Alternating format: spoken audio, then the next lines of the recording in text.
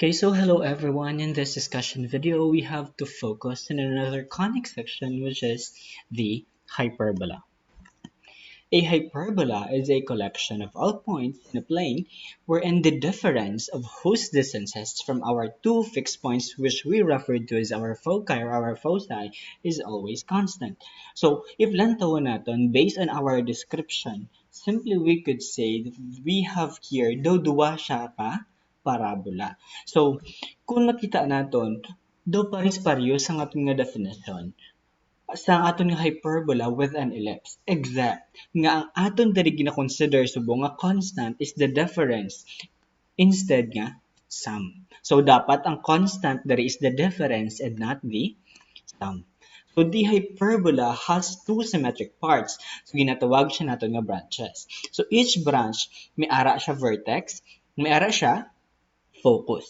And the axis that contains the vertices, o kaya ang ari nga axis is called your transverse axis. So, kung diin located or kung sa diin nga axis situated or nakaplat ang aton nga vertex, ang mga ginatawag naton nga transverse axis.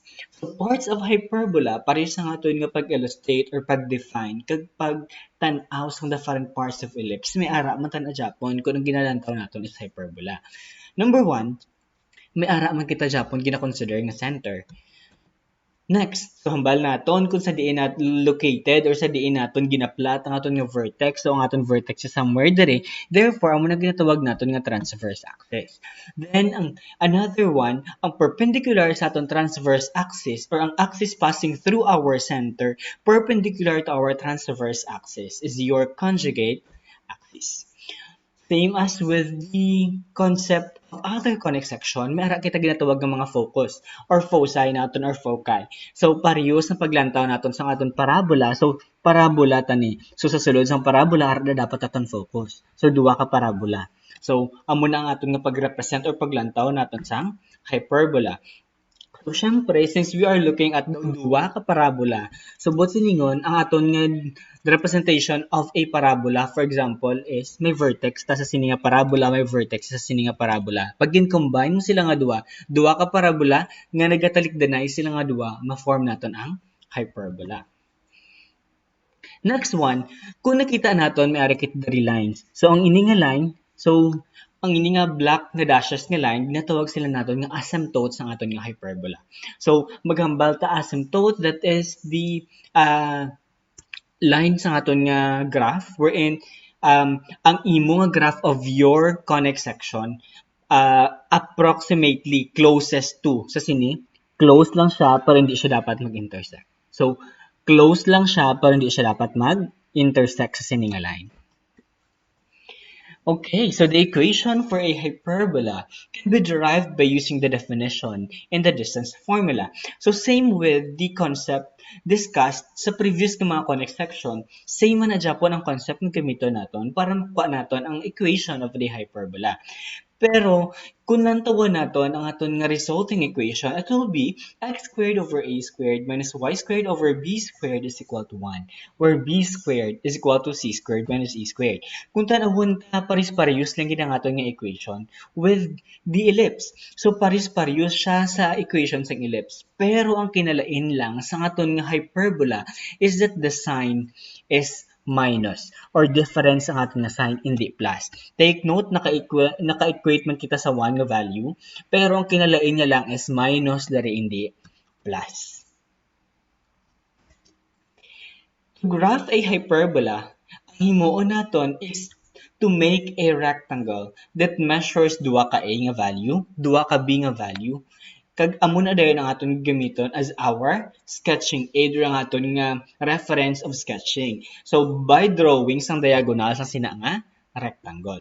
So okay, so for example, we have A diri sa piak and we have A diri sa piak. So 2A na siya. Then we have your B. Ang ini nga B nga value, so ari nga distance is B, ari nga distance is B. Then ubrahon ta ni as your rectangle, ari nga side. So then, i-join mo niya ang duwa ka diagonal nila. And then, amo na dayon ang aton mga reference. Ang diagonal sang aton nga rectangle, amo na dayon ginatawag naton nga asymptote. Okay, so paano ta naman i-identify ang atong C or lantawon sa aton nga graph? Ang C is halin diri sa aton nga center pakadto sa aton nga focus sa aton nga isa ka side or isa ka face sa aton nga hyperbola. So ari siya. Ari siya nga value. Okay? Take note of the formula. B squared is equal to C squared minus A squared. Okay? So, example. So, mas hapos if we illustrate this concept into the examples na diretsyo. Okay? Para mas hapos sa aton insyindihon kung ara siya sa example. Okay, find the vertices and the foci and graph of the hyperbola. So, given sa aton is x squared over 9 minus y squared over 4 is equal to 1. Kung lantawon naton bisan sa paglantaw naton sa concept of ellipse and circles mada siya parabola, pag wala di upod ang aton nga x kag y value sa babaw, automatic aton nga center dayon is at the origin. So buot silingon aton center is diri.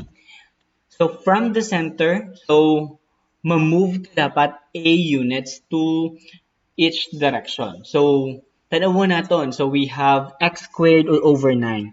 So therefore, ang aton diri nga lantawon is ang aton nga a is ari. So take note always nga ang aton nga a is ari diri. So ang sa una nga side. So a squared is equal to 9. Therefore, a is equal to 3. Therefore, ma-move the 3 units to the left and to the right. Take note, ang imo nga a is ara sa siya sa x. Therefore, sa x ka man lang ma-move. So, 3 units sa x nga values. Next. Kung natawon natin o i-plot natin, since this is 3 units, but this is 3, 0, negative 3, 0 sa aton nga left. Next, halin sa aton nga center, adto sa aton nga conjugate axis, kinahanglan ma-move kita b units. So, b squared naton is equal to 4. Therefore, b naton is equal to 2. Kinahanglan naton mag-move 2 units upward and 2 units downward. So, muna nga aton nga b.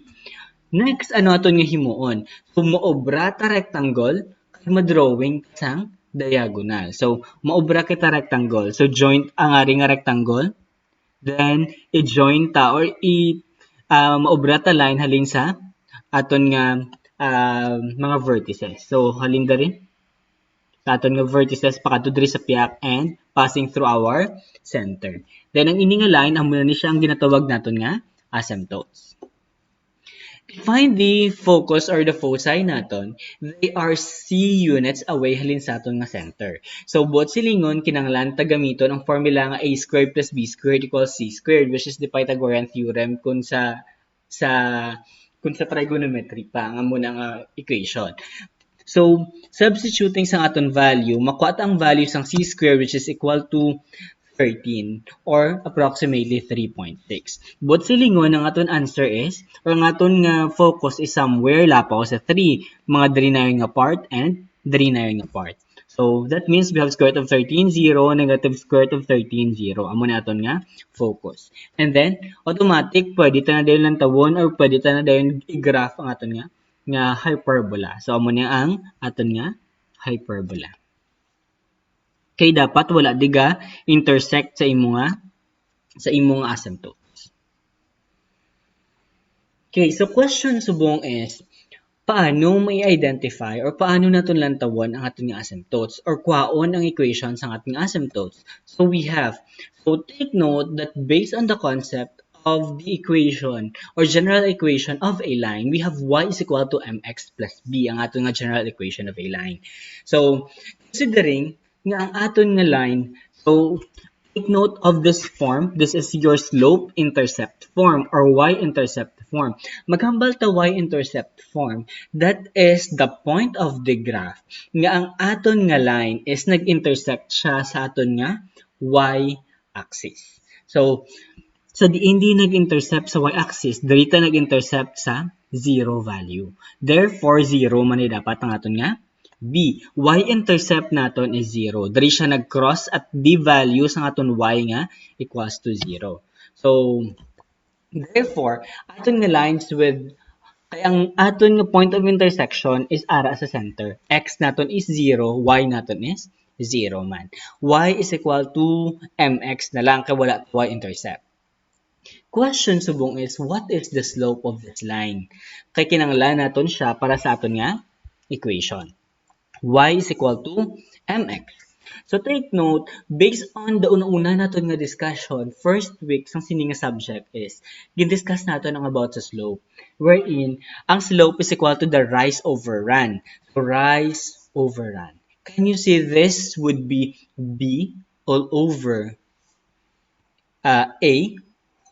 Sa sining example, for example, B all over A is this one. So we have rise over run. That means that is B, which is 2, divided by A, which is 3. So B all over A. So the second line has the same slope, pero negative lang siya. So therefore, we have Y is equal to plus minus B all over A sa sininga example. Kaya ang aton nga rise is B all over A.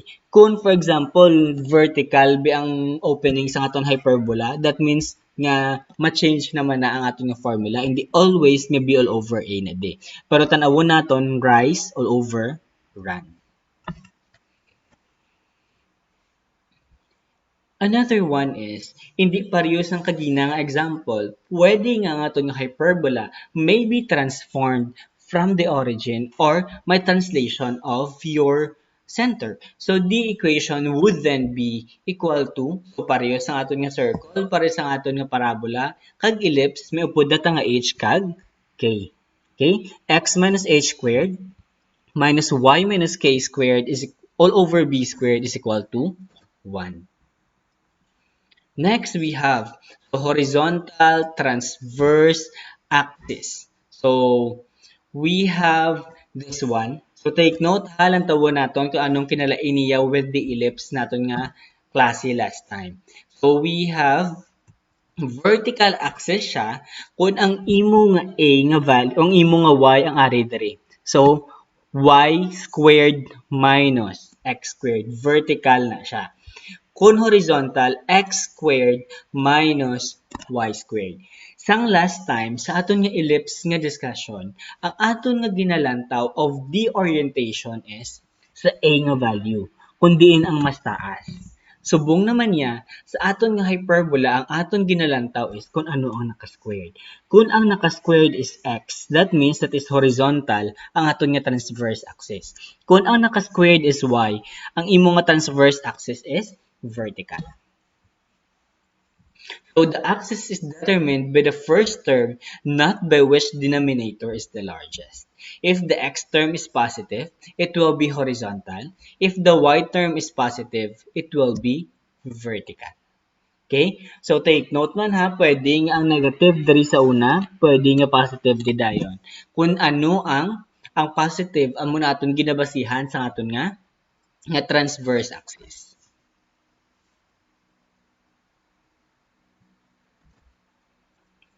Example. So, example sa expanded nga form para ma-apply nato ang tanan nga concept. So, find the center, foci or foci, vertices, and graph of the ellipse. Given 4y squared minus 3x squared plus 8y plus 6x is equal to 11.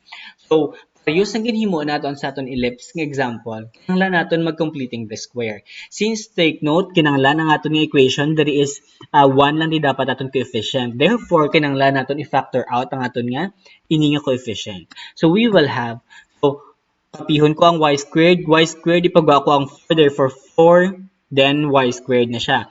Since nagpagawa ko 4, dapat sa akon nga 8y mapagawa man ko 4. 8 divided by 4 mabili na lang is 2y. So this is y squared plus 2y kay ginpagawa ko ang 4. Same man sa akon nga 3 nga value. So this is minus 3. So ipagawa ko ang negative 3, mabilin diri is 1. Negative 3 divided by negative 3 is 1. So 6 divided by negative 3 is negative 2. Then, perform ko ang completing the square. So, pares na ginhimo naton sa ellipse, kung may ara ka sang 4 outside sa imo parentheses, dapat may ari ka man di 4, then parentheses, minus 3, then parentheses. And then, perform your completing the square now. Sa completing the square, medyo kabalo na ta. Nga, this is, i-divide mo di by 2, then i-square naton. 2 divided by 2, then we have 1 square, this is 1.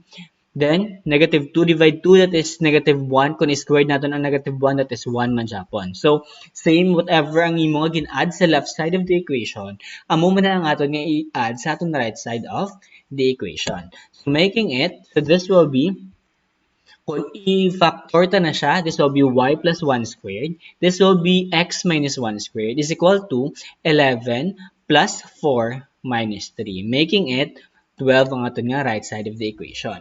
And kung balikan naton sa aton nga concept nga kin-discuss sa aton nga ellipse, dapat kinahanglan naka-equate kita by 1 ang aton nga general equation. Therefore, kinahanglan i-equate man ni sa 1 ano aton nga himuon. So we have to divide this by 12 para mag-1 ang ating right side of the equation. So, i-divide ni by 12, we will have, so, this will be 3, this will be 4, and this will be equal to 1. Aton equation now is y plus 1 squared all over 3 minus x minus 1 squared all over 4 is equal to 1. So, this is now in standard form. Ready na ta para pangitaon ang aton nga mga pwede pangitaon nga parameters or ang aton pangitaon diri nga parts ng aton nga hyperbola at the same time kung para i-graph ang aton nga equation. So we have center naton is i-change lang, take note, i-change ang sign, negative ang upod sang x, therefore positive 1. So i-change ang sign sang y, therefore negative 1. So 1, negative 1. So amo ni aton nga center. Next, so aton nga a squared, a na depermi ang sa positive side. So a squared is 3, therefore ang aton nga a is square root of 3. So we have to move ang square root of 3 units to the left and to the y value, therefore vertical or upward and downward.